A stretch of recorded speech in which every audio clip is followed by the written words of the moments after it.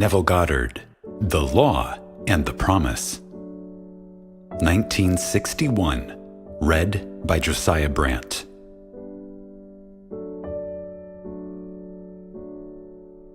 Chapter 3. Turn the wheel backward. Oh, let your strong imagination turn the great wheel backward, until Troy unburn. Sir John Collins Squire from The Birds. All life is, throughout the ages, nothing but the continuing solution of a continuous synthetic problem. H.G. Wells. The perfectly stable or static state is always unattainable. The end attained objectively always realizes more than the end the individual originally had in view. This, in turn, creates a new situation of inner conflict, needing novel solutions to force man along the path of creative evolution. His touch is infinite and lends a yonder to all ends. George Meredith, from Hymn to Color. Today's events are bound to disturb yesterday's established order. The creatively active imagination invariably unsettles a pre-existing peace of mind. The question may arise as to how, by representing others to ourselves as better than they really were, or mentally rewriting a letter to make it conform to our wish, or by revising the scene of an accident, the interview with the employer, and so on, could change what seems to be the unalterable facts of the past. But remember my claims for imagining. Imagining creates reality. What it makes, it can unmake. It is not only conservative, building a life from images supplied by memory, it is also creatively transformative, altering a theme already in being. The parable of the unjust steward, Luke 16, 1-8, gives the answer to this question. We can alter our world by means of a certain illegal imaginal practice, by means of a mental falsification of the facts. That is, by means of a certain intentional, imaginal alteration of that which we have experienced. All this is done in one's own imagination. This is a form of falsehood, which not only is not condemned, but is actually approved in the gospel teaching. By means of such a falsehood, a man destroys the causes of evil and acquires friends, and on the strength of this revision proves, judging by the high praise the unjust steward received from his master, that he is deserving of confidence. Because imagining creates reality, we can carry revision to the extreme and revise a scene that would otherwise be unforgivable. We learn to distinguish between man, who is all imagination, and those states into which he may enter. An unjust steward, looking at another's distress, will represent the other to himself as he ought to be seen. Were he himself in need, he would enter his dream in his imagination and imagine what he would see and how things would seem and how people would act after these things should be. Then, in this state, he would fall asleep, feeling the way he would expect to feel under such circumstances. Would that all the Lord's people were unjust stewards, mentally falsifying the facts of life to deliver individuals forevermore. For the imaginal change goes forward, until, at length, the altered pattern is realized on the heights of attainment. Our future is our imaginal activity in its creative march. Imagine better than the best you know.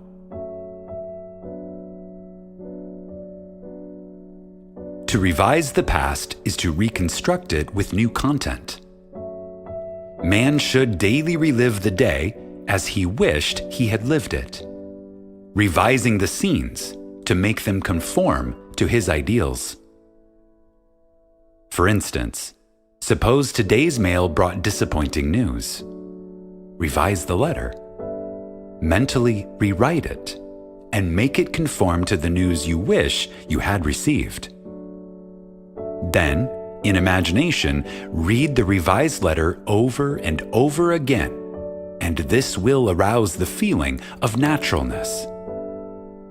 And imaginal acts become facts as soon as we feel natural in the act. This is the essence of revision, and revision results in repeal. This is exactly what FB did. Quote, "Late in July, I wrote to a real estate agent of my desire to sell a piece of land which had become a financial burden to me. His negative reply listed all the reasons why sales were at a standstill in that area, and he forecast a bleak period of waiting until after the first of the year. I received his letter on a Tuesday, and in my imagination, I rewrote it, with words indicating that the agent was eager to take my listing. I read this revised letter over and over, and I extended my imaginal drama using your theme of the four mighty ones of our imagination, from your book Seed Time and Harvest: the producer, the author, the director, and the actor. In my imaginal scene as producer, I suggested the theme: the lot is sold for a profit. As the author, I wrote this simple scene which, to me, implied fulfillment. Standing in the real estate office, I extended my hand to the agent and said, "Thank you, sir." And he replied, "It was a pleasure doing business with you." As director, I rehearsed myself as actor until that scene was vividly real, and I felt the relief which would be mine if the burden were really lifted. 3 days later, the agent I had originally written phoned me, saying he had a deposit for my lot at the price I had specified. I signed the papers in his office the next day, extended my hand and said, "Thank you, sir." The agent replied, "It was a pleasure doing business with you."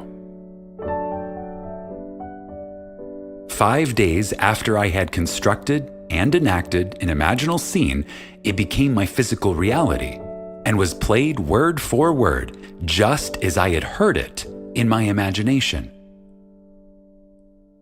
The feeling of relief and joy came, not so much from selling the property, but from the incontrovertible proof that my imagined drama worked. FB.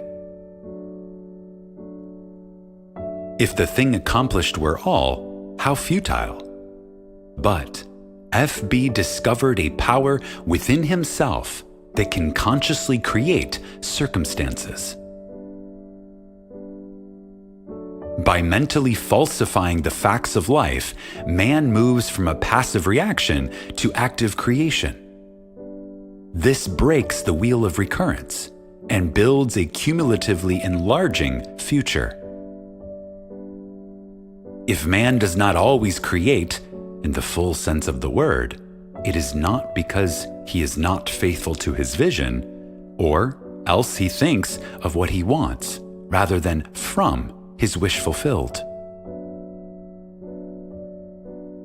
Again, by mentally falsifying the facts of life, man moves from passive reaction to active creation. This breaks the wheel of recurrence and builds a cumulatively enlarging future. If man does not always create, in the full sense of the word, it is because he is not faithful to his vision, or else he thinks of what he wants, rather than from his wish fulfilled. Man is such an extraordinary synthesis, partly tied by his senses and partly free to dream, that his internal conflicts are perennial. The state of conflict in the individual is expressed in society. Life is a romantic adventure. To live creatively, imagining novel solutions to ever more complex problems is far nobler than to restrain or kill out desire. All that is desired can be imagined into existence. Wouldst thou be in a dream and yet not sleep? John Bunyan from The Pilgrim's Progress. Try to revise your day every night before falling asleep. Try to visualize clearly and enter into the revised scene which would be the imaginal solution of your problem. The revised imaginal structure may have a great influence on others, but that is not your concern. The other, influenced in the following story, is profoundly grateful for that influence. LSE writes, "Last August, while on a blind date, I met the man I wanted to marry. This happens sometimes, and it happened to me. He was everything I had ever thought of as desirable in a husband. 2 days after this enchanted evening, it was necessary for me to change my place of residence because of my work. And that same week, the mutual friend who had introduced me to this man moved away from the city. I realized that the man I had met probably did not know of my new address, and frankly, I was not sure he knew my name. After your last lecture, I spoke to you of this situation. Although I had plenty of other dates, I could not forget this one man. Your lecture was based on revising our day, and after speaking to you, I determined to revise my day, every day. Before going to sleep that night, I felt I was in a different bed, in my own home, as a married woman, and not as a single working girl, sharing an apartment with 3 other girls. I twisted an imaginary wedding band on my imaginary left hand, saying over and over to myself, "This is wonderful. I really am Mrs. J.E." And I fell asleep in what was, a moment before, a waking dream. I repeated this imaginary scene for 1 month, night after night. The first week in October, he found me. On our second date, I knew my dreams were rightly placed. Your teaching tells us to live in the end of our desire until that desire becomes fact. So, although I did not know how he felt toward me, I continued, night after night, living in the feeling of my dream realized. The results? In November, he proposed. In January, we announced our engagement, and the following May, we were married. The loveliest part of it all, however, is that I am happier than I ever dreamed possible. And I know in my heart he is too. Mrs. J.E.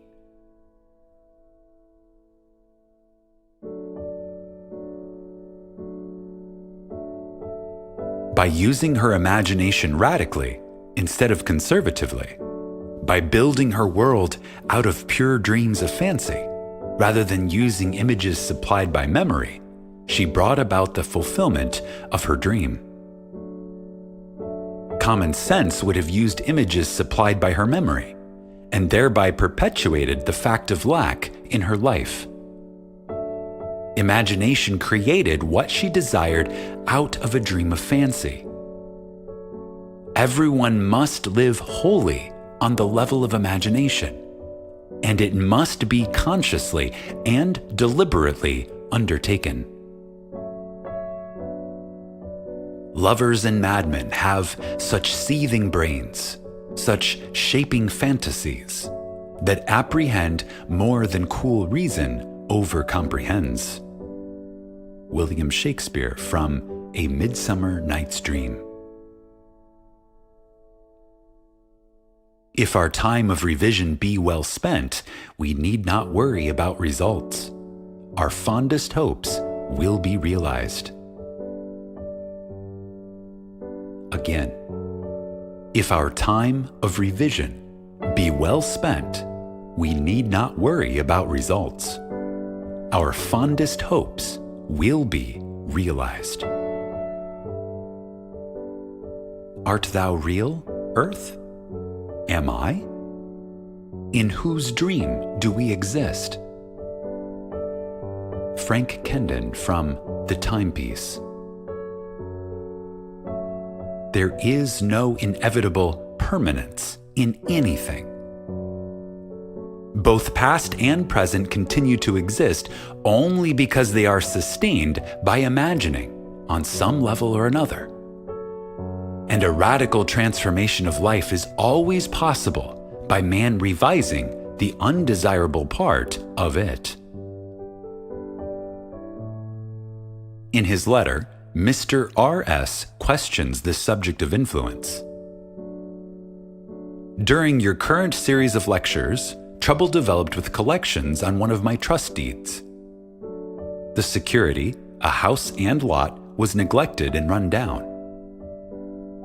The owners were apparently spending their money in bars, while their two little girls, aged 9 and 11, were noticeably uncared for. However, forgetting appearances, I began to revise the situation. In my imagination, I drove my wife past the property and said to her, "Isn't the yard beautiful? It's so neat and well cared for. Those people really show their love for their home. This is one trust deed we will never have to worry about." I would see the house and lot as I wanted to see it. A place so lovely, it gave me a warm glow of pleasure. Every time the thought of this property came to me, I repeated my imaginal scene. After I had been practicing this revision for some time, the woman who lived in the house had an automobile accident. While she was in the hospital, her husband disappeared. The children were cared for by neighbors, and I was tempted to visit the mother in the hospital to reassure her of assistance, if necessary. But how could I, when my imaginary scene implied that she and her family were happy, successful, and obviously contented? So I did nothing but my daily revision. A short while after leaving the hospital, the woman and her two daughters disappeared also. Payments were sent in on the property, and a few months later she reappeared with a wedding certificate and a new husband. At this writing, all payments are right up to date. The two little girls are obviously happy and well cared for, and a room has been added to the property by the owners, giving our trust deed additional security. It was mighty nice to solve my problems without threats, unkind words, eviction, or worry about the little girls. But was there something in my imagining that sent that woman to the hospital? R.S. Any imaginal activity acquiring intensity through our concentrated attention to clarity of the end desired tends to overflow into regions beyond where we are. But we must leave it to take care of such imaginal activity itself. It is marvelously resourceful in adapting and adjusting means to realize itself. Once we think in terms of influence, rather than of clarity of the end desired, the effort of imagination becomes an effort of will, and the great art of imagining is perverted into tyranny. Again, once we think in terms of influence, rather than of clarity of the end desired, the effort of imagination becomes an effort of will, and the great art of imagining is perverted into tyranny. The buried past usually lies deeper than our surface mind can plumb. But fortunately for this lady, she remembered and proved that the made past can also be unmade through revision.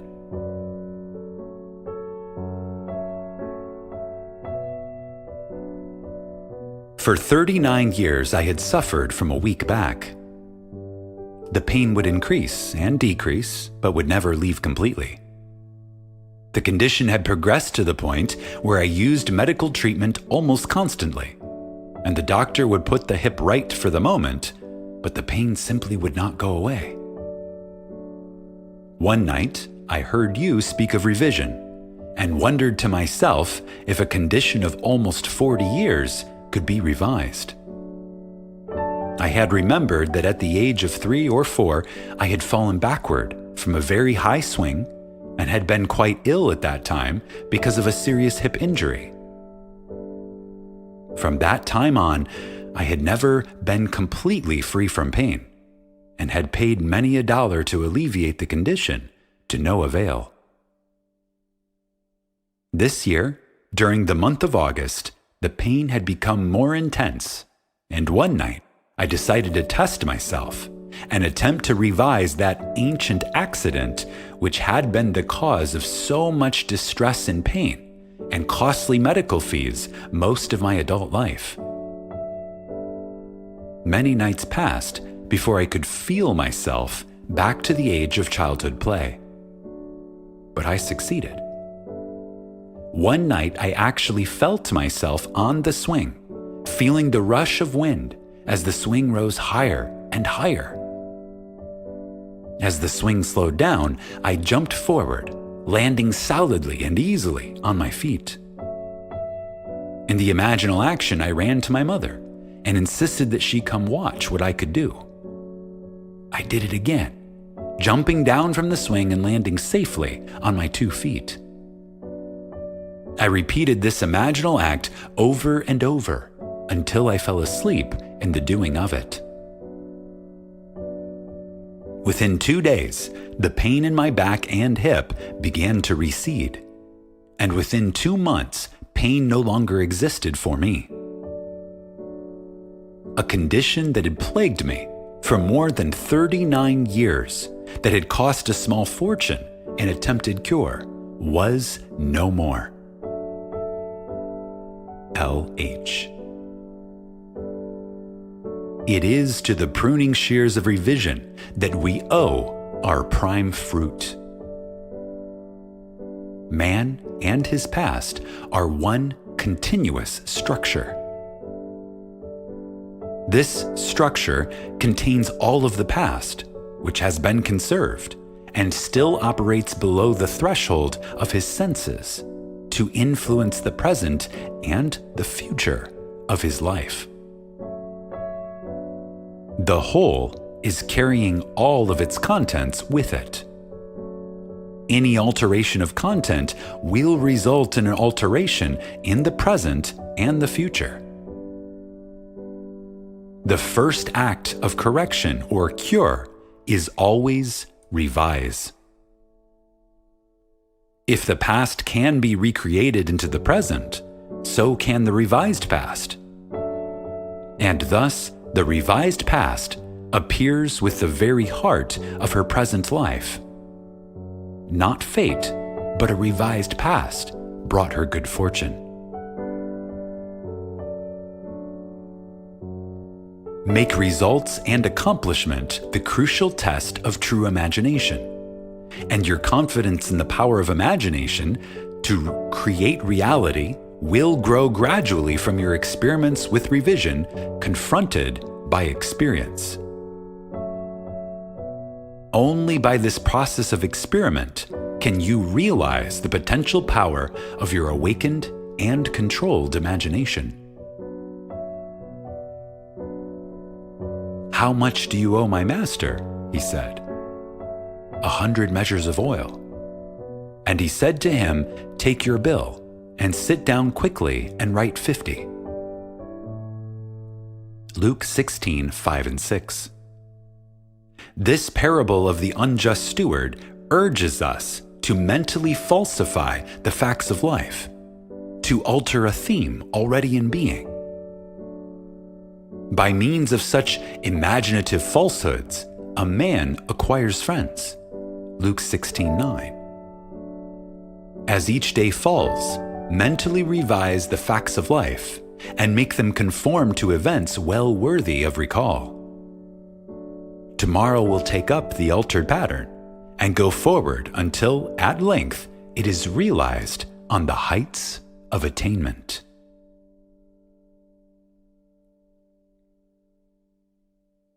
Again, as each day falls, mentally revise the facts of life and make them conform to events well worthy of recall.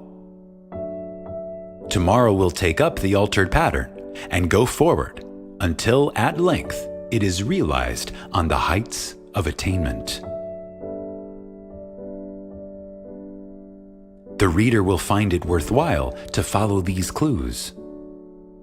Imaginal construction of scenes implying the wish fulfilled, and imaginative participation in these scenes until tones of reality are reached. We are dealing with the secret of imagining, in which man is seen awakening into a world completely subject to his imaginative power. Again, the reader will find it worthwhile to follow these clues. Imaginal construction of scenes implying the wish fulfilled, and imaginative participation in these scenes until tones of reality are reached. We are dealing with the secret of imagining, in which man is seen awakening into a world completely subject to his imaginative power. Man can understand recurrence of events well enough. The building of a world from images supplied by memory, things remaining as they are. This gives him a sense of security in the stability of things. However, the presence within him of a power which awakens and becomes what it wills, radically changing its form, its environment, and the circumstances of life, inspires in him a feeling of insecurity, a dreadful fear of the future. Now, it is time to awake out of sleep and put an end to all the unlovely creations of sleeping man. Revise each day. Let your strong imagination turn the great wheel backward until Troy